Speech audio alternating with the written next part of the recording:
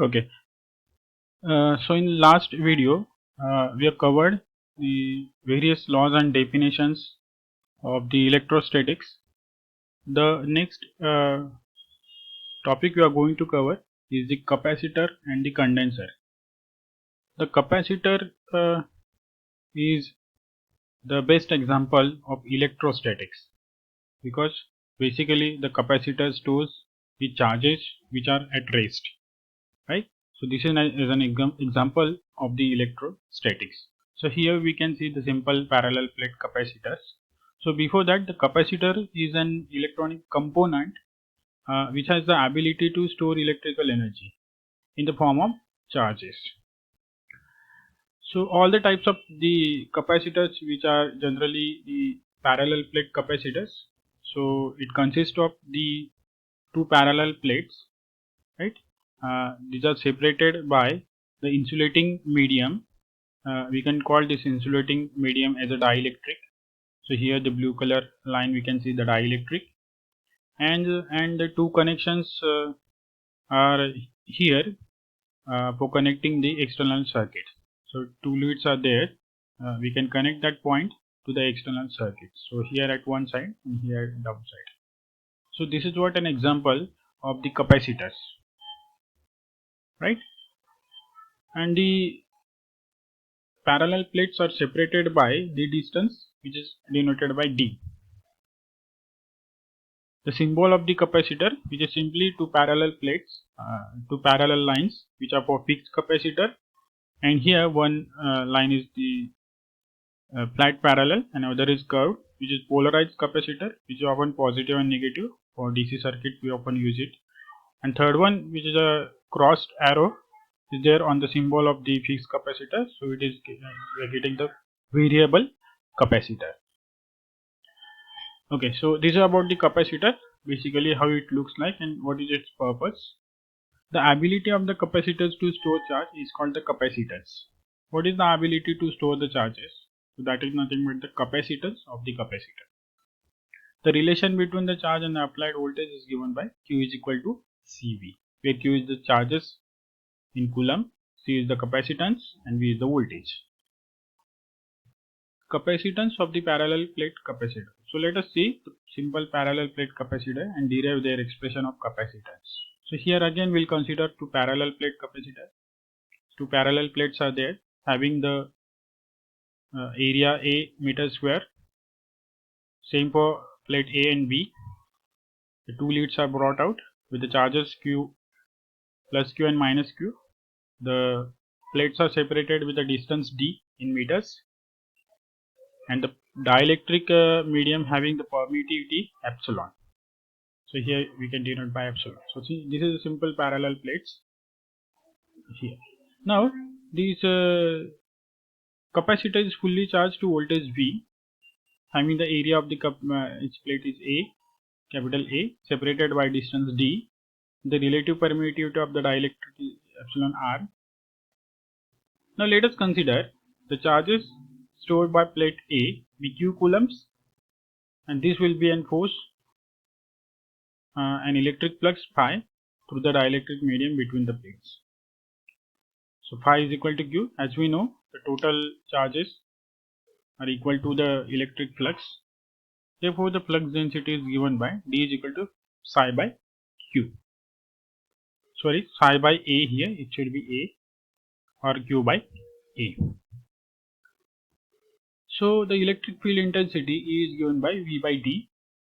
The relation between E and D is given by D is equal to epsilon E.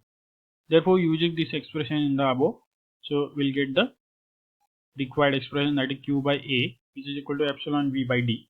And rearranging this, we'll get Q by V is equal to epsilon A by D. But we have Q by V is equal to C, which is the capacitance. Then use it here. So C is equal to Q by V, that is epsilon A by D. And we can substitute epsilon is equal to epsilon 0 into epsilon R. So we'll get the final expression of the parallel plate capacitor. C is equal to epsilon 0 epsilon R A by D, which is measured in farad. So this is the expression for the parallel plate capacitor. Next one is the capacitors in series and capacitors in parallel. So very basic topic that you might have studied in different standards. So when the capacitors are connected in series, the voltage across the capacitors are different. So total voltage is given by V is equal to V1 plus V2. And here we can derive the relation for the equivalent capacitors. We know the V is equal to Q by C, which is for V1 is equal to Q by C1 for capacitor C1. Similarly for second capacitor. Now we know the source voltage V is equal to V1 plus V2. So put it here, simplify it, we'll get the equivalent capacitor C equivalent here. So we can get that formula 1 by C equivalent is equal to 1 by C1 plus 1 by C2. If n number of capacitors are there, so we can extend the series. So this is what the equivalent capacitors when the capacitors are connected in series. Similarly, the capacitors in connected in parallel. So where capacitors are connected in parallel, their charges are different. Q1 for C1 and Q2 for C2. Their total charges is denoted by Q. So here the relation again we have Q1 is equal to C1V and Q2 is equal to C2V for capacitor C1 and C2. Let us we have the total capacitor total charge Q is equal to Q1 plus Q2. So put the values here and by rearranging it we will get the equivalent capacitance. C equivalent is equal to C1 plus C2, and for n numbers we can extend the series. So this is what the required expression for the equivalent capacitance when the capacitors are connected in parallel. As we can observe, these capacitors in series and parallel which are exactly opposite to the resistors connected in series and parallel. Whenever resistors connected in series, we simply add it, but in capacitor there will be a addition of reciprocal. And when the capacitors resistors are connected in parallel, we take the addition of reciprocals, but in capacitors in parallel we take the simple addition. And the next topic is energy stored in the capacitor. Just like in the previous topic we have seen the electromagnetism, the energy stored in the magnetic field. So similarly the energies can be stored in the capacitor.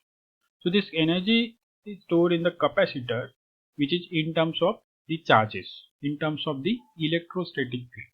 As we have seen the simple structure of the capacitor, there are two parallel plates and in between that there is a dielectric medium.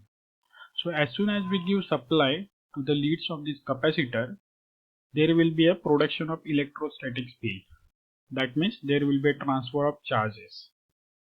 So at one side of this capacitor there will be positive charges will be accumulating, and another side there will be negative charges.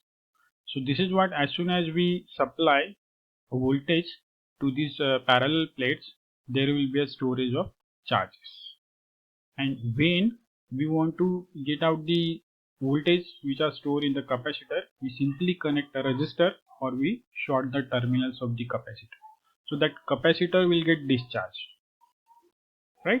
So this is what the energy can be stored in the capacitor, which is in terms of electrostatic field, which is set up in the dielectric medium. And at the time of discharging, this field will collapse and store energy is released by some medium. Let us derive an expression for the energy stored in capacitor. So we'll consider capacitor C, which is charged to a potential difference of small v, and the charge at any instant be small q. Hence, the potential difference across the capacitor plates is given by V is equal to Q by C. This is the basic relation. The work done in shifting a small charge dq against the potential difference of V volt is given by, this is for small charge dq, in volt V. So dW is equal to V dq. This is the work done required to move this charge. So work done is equal to voltage into charge. That means dW is equal to V into d, or that is equal to Q by C, where V is equal to Q by C. The work done is stored as a potential energy in electrostatic field. Hence, the total energy stored by the capacitor while charging to the final charge of Q coulomb is given by. Now integrate the above equation with respect to 0 to q. V dq. We'll put the value of V, that is q by c. So integrating q by c, where c is the 1 upon c is the constant. So q square by 2, putting lower and upper limit. So we'll get 1/2 q square by 2. So this is what the required expression. But we have q by c is equal to V. Therefore, the work done or the energy is given by half QV. Work done is nothing but the energy required to push that charge. So we can simply multiply, equate work done is equal to energy required. If Q is equal to CV, then we'll get energy stored in the capacitor E is equal to half CV square. So this is the actual expression for the energy stored in capacitor, and which will be measured in terms of joule. Okay, so that's all in this video. So the remaining topic of the electrostatic we'll see in the next video. Thank you.